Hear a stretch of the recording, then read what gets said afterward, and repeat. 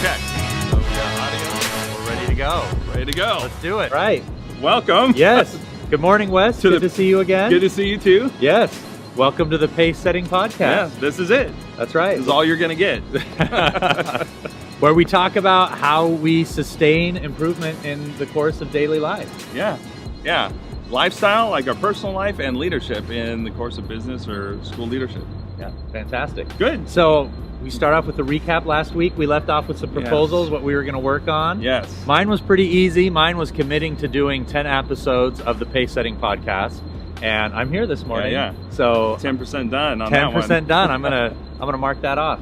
Yeah. So how about you? For me, I said I would do some research on leadership styles and leadership in terms of what pace setting means. Yes. So I found out Daniel Goleman, the author of Emotional Intelligence and Social Intelligence, he did a study of 3,000 managers in the early 2000s and found a pace setter was somebody who always wanted to do things better and faster, and they tend to burn out people around them. Okay. And that's one of his 6 leadership types. And I recognize that, but that's really problematic. That's not what we mean by pace setting podcast. We mean how do you manage the pace so you don't end up being this pace setter leadership type who's kind of like always one note, like why didn't we have it yesterday? Yeah. Yeah. Well, I think we should probably dig into that a little bit, because I do think that part of what we're looking for is those marginal improvements, doing things a little bit faster or better, getting those outcomes. I always want it better and faster. Yeah. So how are we going to reconcile our podcast with this idea that we burn people out? So I think for me, that was a real personal realization when I originally came across that research. I realized I had those tendencies. As a creative person, I tend to, like, there's a phrase in my office last year. It was like, whenever Wes says, what if? Right. Like, it just means, it means more work. Yeah, what if we did that and we turned it into a live show or whatever? So it is problematic. So I think knowing the other leadership styles gives you ways to shift. Like I can, if I find myself being too much of a pace setter, I can shift to a more democratic style or a coaching style where I'm asking people for their thoughts and their input. So that's how I'm going to look at it in terms of staying away from burning people out. Well, and I think a real theme of the podcast is this idea of balance. Like, how do we find that balance? Yeah. And the same energy and excitement and enthusiasm that you bring to new projects, that's a strength that you have. Yeah. But also, if you're not reflective and you don't monitor yourself, you could potentially burn people out. Yeah, that's true. Well, great. Well, now we're going to talk about our topic for this week. Yes. And you proposed the writer's identity, or the writing identity. Yeah, so both Wes and I have a certain, I don't know if it's a need or a desire to get our thoughts down on paper, to memorialize what we're learning and to share it with our audience. And so we wanted to talk a little bit about how do we find time and space to do that work in the context of busy, abundant lives. Yeah.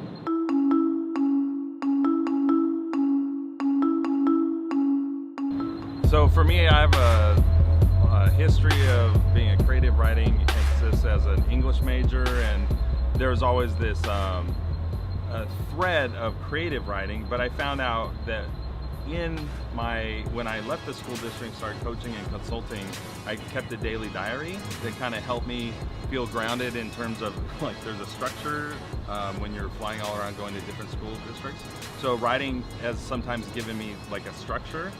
And most recently, I was going through a transition time between districts, or like I could see that on the horizon. My role was shifting, and I thought to myself, how can I give myself that stability during this time of kind of emotional change?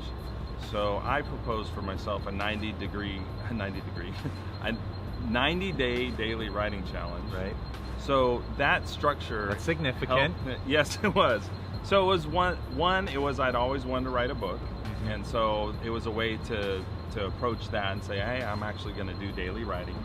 2, it was also a way, because I know what I think about writing is it helps me make sense of the world. Like, I can have all these thoughts, as soon as I commit it into written words, I'm more clear. Right. Either I agree with what I wrote or I don't, and I change it and I revise it and get more clarity.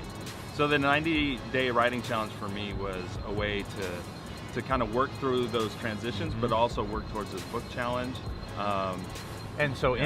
in that 90-day window, like what's your writing process? Like what apps are you using to Yeah. help you? How are you doing that? That's a great question. So for the first time, I shifted away from a handwritten journal, and I wrote online because I knew it was part of a book, and I was Okay. going to share it or transfer it into a different format. So I wanted something that had like very few distractions for me, and it was easy to publish. Great. And so there was the platform called Medium, which is it's a blogging platform, and it's social, so people can follow you. So I thought, hey, here's a way every day to have a little audience and get some feedback.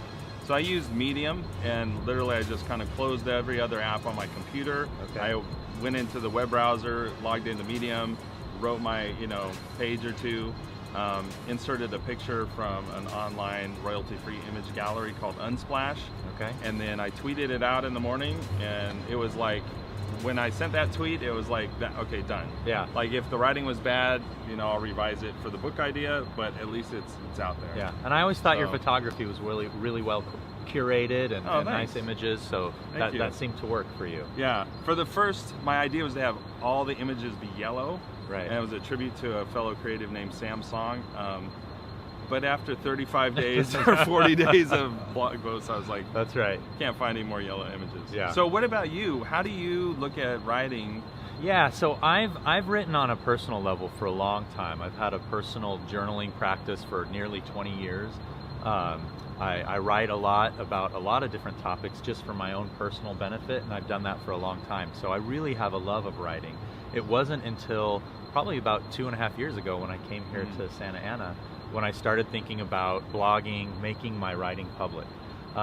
So I started a blog, School Made Fresh, started blogging once a week, added a personal blog last year, and I've been doing that for nearly a year now.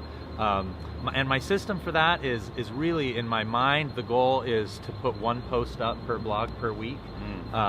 I'd like to do a lot more. I love that process of writing and thinking, and like you were talking about, kind of managing the way that I see the world and think about the world and making sure it makes sense to me, and using a public audience to kind of hold me accountable for the clarity and the quality of that thinking. Yeah. I use Evernote, so I typically write everything in Evernote. It syncs really nicely across my different devices. And I'm a real morning person, so ideally I would be writing in the morning, but most of the time I write at night, just because that's where I have a block of time to get my initial thoughts out on paper. So typically, or on computer in this case. So typically I'll write at night, get most of a draft done, and then I'll look at it in the morning and kind of do a little bit of mini revision, get it ready to go, and then I typically wait until after work to post it, just because that seems to be the best time on social media to get pickup, and people are most primed to read. So that's kind of my process. Yeah, it's interesting. I have, when I was doing the writing challenge, I had another doc that I would just kind of throw in ideas as I went along, because I would find to sometimes hit the blank page in the morning was a stumbling block. Yeah. But to have, I can have 10 ideas, I like this one better. Yes. So do you have any way you keep track of potential ideas you might write about, or is it just whatever's on your mind that day? No, I have a system similar to yours, where when I have an idea, I'll open up a note in Evernote, jot a few, the idea plus maybe a few sentences down. But yeah, typically when I write the whole thing all at once, most of the draft of one piece. And often the ideas come to me in pretty big blocks. And occasionally I'll get a topic where I start in and then I just really have to struggle with it. And sometimes I walk away from one, where I get halfway in and I just can't, I can't take it anywhere. I can't seem to resolve it with a nice writer's arc, so to speak. And so I'll just leave it. Sometimes I'll come back to it, but sometimes it just remains unfinished. I'm a fan of your writing, and I think it's very, like, you do have well-developed ideas. The pieces always, they feel meaty. They feel like you spent weeks on them. So it's really, very kind. It's really interesting, that idea of like, when do you decide to abandon an effort? Right. It's painful. For me, it's 5 minutes. Like after 5 minutes, I'm like, I got to do something else. Yeah. But for you, like when you've invested like a page of writing, what's the signal where you're like, I need to set this aside? I feel like if I really, if I'm struggling with it for an hour, 45 minutes to an hour, where I just keep changing the general idea and it's not fitting, Yeah. I'll set it aside. Often I come back to it, like I get clarity because just as I'm running or biking to work or just thinking, things come into clarity for me. But yeah, so there's still a few unfinished pieces in there. I bet there are. Yeah. So now let's talk a little bit about what's our commitment going forward.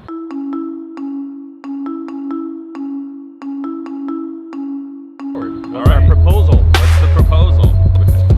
Yeah. All right. So now we're going to talk about our proposal for this week. Yes. So for me, one of my goals, and I've had this goal all year, is to write a long form piece to actually submit to publish. And I keep thinking about it. Yeah. I even have one or two ideas of what that piece would be, and I just haven't done it. And so this week, I'm going to draft.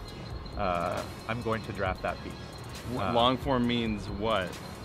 Closer to 2,000 words. Okay. So several pages. Yeah, normally my blog posts are in the kind of 600 to 1,000 words. Yeah. But I want a longer piece, maybe even longer than that. Yeah. Depending on where I want to submit it. But that's been a goal this year, is to prepare something for submission somewhere, and that's cool. I want to do it. So Love it. I'm going to do it. Yeah. I'm gonna hold you accountable. Okay. So it's interesting you talk about word length, like my 90-day challenges, because you're doing it every day. It's always like the shorter the better almost. Right. And I found if I'm creeping over 200 words, the piece just loses its punch. So that's interesting. So with that said, my proposal for myself is I'm gonna start a weekly blog for my work in Fullerton. So I haven't written since July. All right, it's time. It's time, and I've been trying like a daily 30-second vlog, like video content, and I'm finding it doesn't really tell the story of what is going on in Fullerton. It's just an assortment of images and media, and so I need to get back to writing to help kind of shape that message of what do I do as Director of Innovation. Right. So by this time next week, I will have a blog post to share. Fantastic. Yeah. I'm looking forward to reading it. Yeah. When was yours going to be done? Well, a draft. A draft. By next week. Okay. I'm gonna draft something. So I'm gonna make a commitment. Yeah, sounds good. Okay. All right. Have a good week, Wes. Yeah, you too. Good luck. Yeah, you too. All right. We'll see you back here. All right. Until next time.